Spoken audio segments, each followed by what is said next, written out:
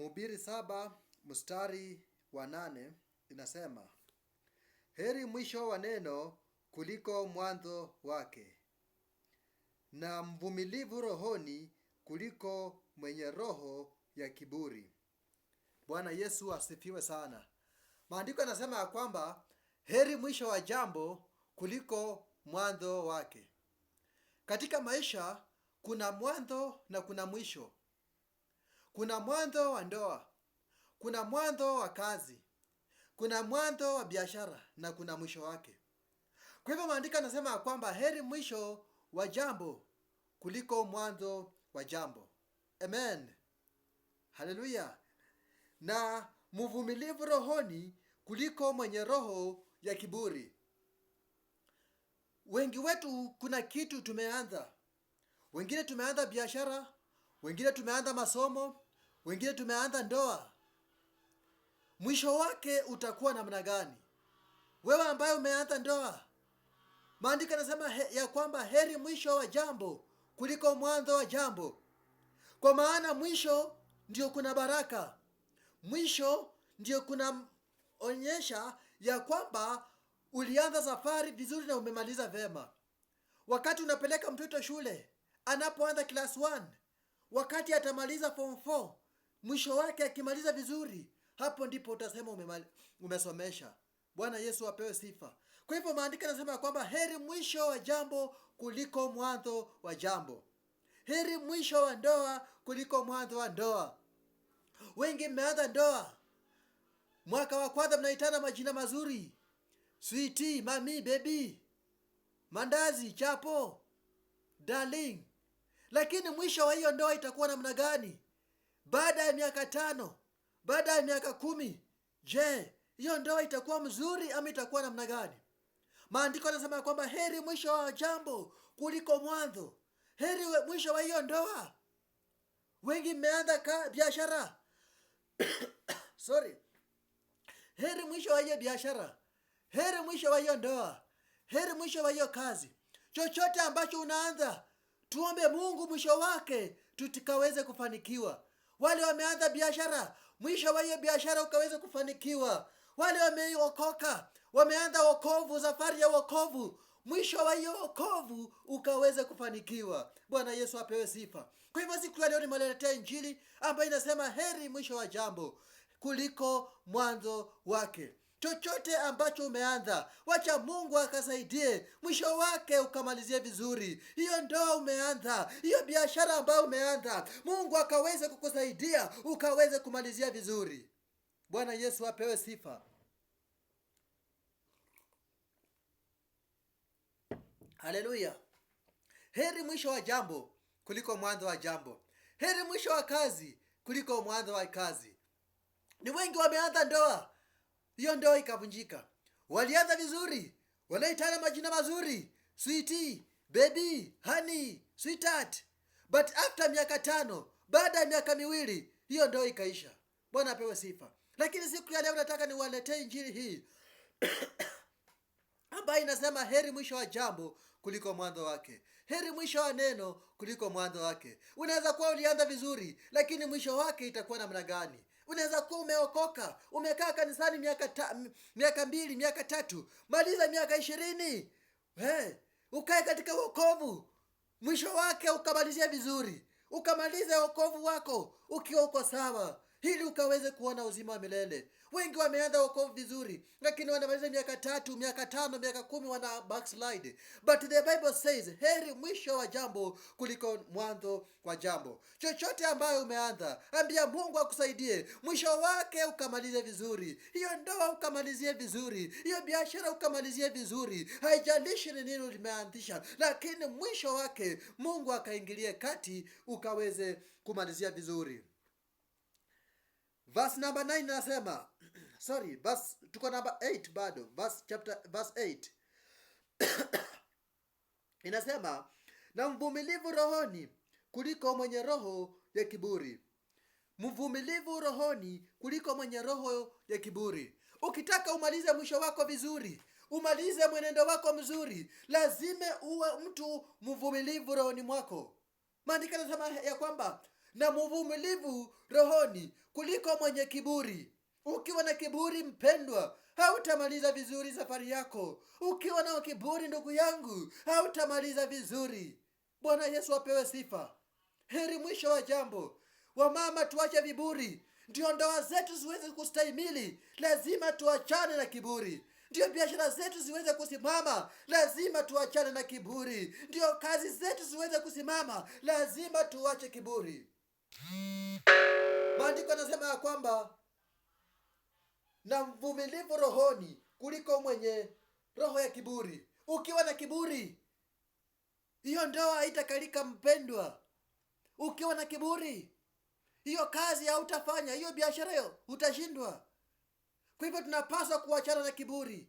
Ukiwa na kiburi, mwisho wako utamaliza vibaya. Lakini ukiwa hauna kiburi, ukiwa mtu mvumilivu, utaweza kufaulu, utaweza kumalizia vizuri. Heri mwisho wa jambo kuliko mwanzo wa jambo. Heri mwisho wa safari kuliko mwanzo wa safari. Unaweza anza vizuri, mwishowe ukose kumalizia vizuri. Haleluya. Kama chochote ambayo umeanza katika maisha yako, uache kiburi, ndio ukaweze kumalizia vizuri. Hiyo safari ya wokovu ndio umalizie vizuri, lazima uache kiburi. Haleluya. Hiyo ndoa unapaswa kuacha kiburi, ndio ukamalizia vizuri. Hiyo biashara unapaswa kuacha kiburi, ndio ukaweze kumalizia vizuri. Bwana Yesu apewe sifa. Verse 9 inasema, tunasoma Mhubiri 7 mstari wa 8. Tunaenda mstari wa 9, unasema, usifanye haraka kukasirika rohoni mwako, maana hasira hukaa vifuani mwa wapumbavu.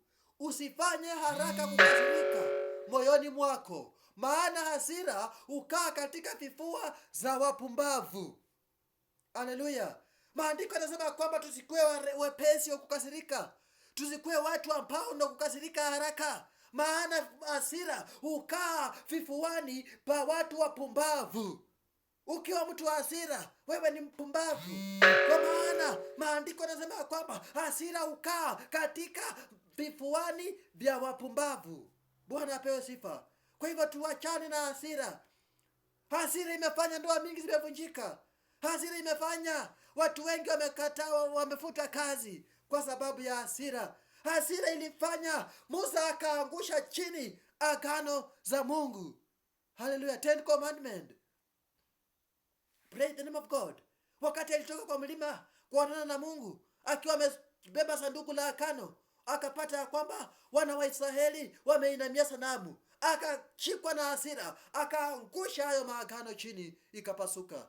Bwana apewe sifa. Kwa hivyo hasira inaweza ikasababisha tukaweza kukosa kumuona Mungu. Wakristo wengi wameokoka, lakini kwa sababu ya hasira imewatoa katika wokovu. Wanafikiria wanaenda mbinguni, kumbe wanaenda jehanamu kwa sababu ya hasira. Usikubali kuwa mtu wa hasira, kwa sababu ukiwa na hasira hautaona ufalme wa Mungu. Ukiwa na hasira hautaona uwepo wa Bwana. Kwa hivyo wapendwa wa Mungu, tunapaswa kuacha hasira ili mwisho wetu tukaweze kufanikiwa. Bwana Yesu apewe sifa. Amen. Verse number 10. Usiseme, kwani siku za kale kupita siku hizi. Maana si kwa hekima uulizavyo neno hili. Lazima kitu lingine ya kwamba lazima ukuwe na hekima. Bila hekima hauwezi. Unahitaji hekima, kwamba Mungu akupe hekima. Katika hiyo ndoa unahitaji hekima. Katika hiyo biashara unahitaji hekima. Katika hiyo kazi unahitaji hekima. Kwa hivyo hekima itasababisha ukaweze kumaliza vizuri katika maisha yako. Katika chochote ambacho unafanya, utamaliza vema wakati utakuwa na hekima. Verse number 11 inasema, hekima ni njema, mfano wa urithi. Hekima ni njema, mfano wa urithi. Naam, nayo ni bora kwao walio nao juu. Hekima ni njema, mfano wa urithi. Mtu hawezi kuwa na urithi mwingi pasipo na hekima. Na ndiposa Suleimani akaweza kuomba hekima kutoka kwa Mungu. Chochote ambacho unafanya, ukitaka kifanikiwe, lazima ukuwe na hekima.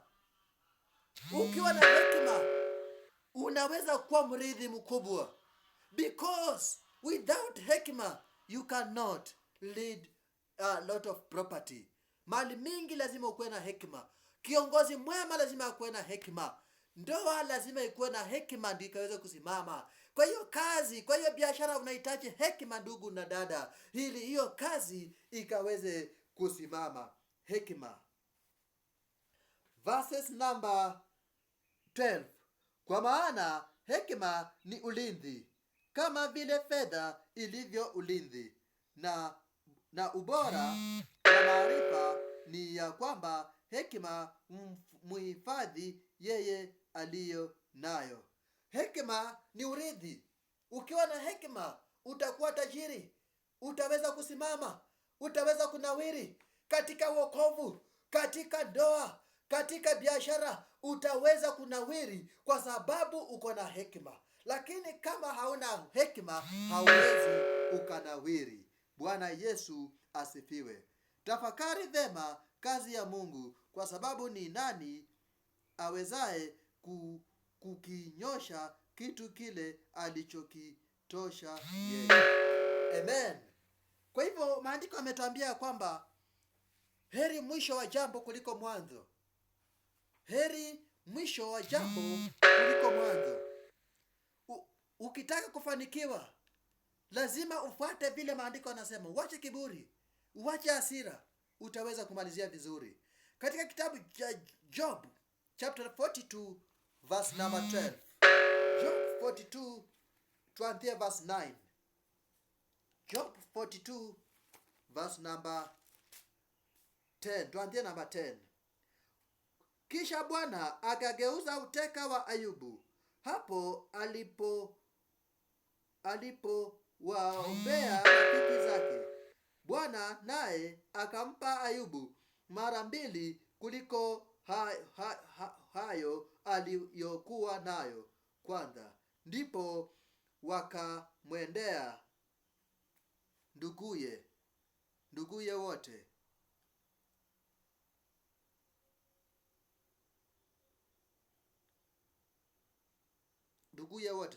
Verse 12. Basi hivyo Bwana akaubariki huo mwisho wa Ayubu zaidi ya mwanzo wake, naye alikuwa na kondoo 10. Na tuachie hapo. Bwana asipewe sifa. Huyu ni Ayubu. Ayubu alianza mzuri, akawa mcha Mungu, akakaa maisha ya kumpendeza Bwana, lakini ikafika wakati shetani akaingia katika maisha yake. Na watu wengi ungewaulizia habari ya Ayubu, wangesema ya kwamba Ayubu atamaliza vibaya. But the Bible says that God blessed the end of Job. Zaidi ya mwanzo, alibariki mwisho wake kuliko mwanzo. Kwa sababu Ayubu alikuwa mcha Mungu. Ayubu alikuwa anakaa maisha ya utawa. Ayubu alikuwa anakaa maisha ya kumpendeza Mungu. Wapendwa, ukitaka kumaliza vizuri maisha yako, unapaswa kuishi maisha ya utawa. Maisha ya kukaa ukiwa umeokoka, kumjua Mungu vizuri. Shetani akaingia katika maisha ya Ayubu, lakini Ayubu akashikilia imani.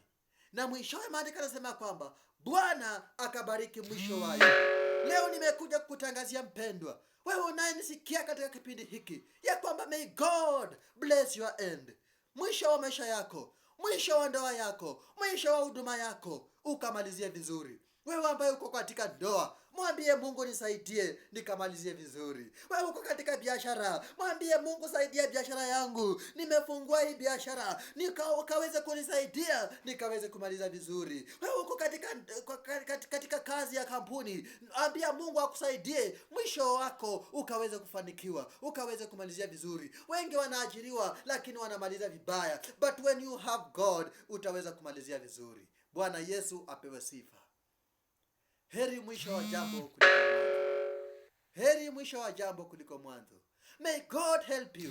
Mungu atabariki mwisho wako, mwisho wa maisha yako, mwisho wa ndoa yako, mwisho wa kazi yako. May God bless your end. Kama vile alivyobariki mwisho wa Ayubu, hata nawe akabariki mwisho wako. Wewe ambaye uko katika maisha ya masomo, uko mwanafunzi, na kuombea Mungu akaweze kukusaidia ukamalizie vizuri. Chochote ambacho unafanya, Mungu akakusaidie ukaweze kumalizia vizuri hiyo masomo yako. Mungu akakusaidie ukamalizie vizuri hiyo ndoa yako. Mungu akakusaidie ukamalizie vizuri. Bwana Yesu apewe sifa. Mungu akaubariki mwisho wa Ayubu, na Ayubu akaweza kumalizia vizuri. Joshua alipigana vita. Mungu akasimamisha jua wakati wa Joshua. Ni kwa sababu gani Mungu alisimamisha jua? Ni kwa sababu Joshua alipigana vita.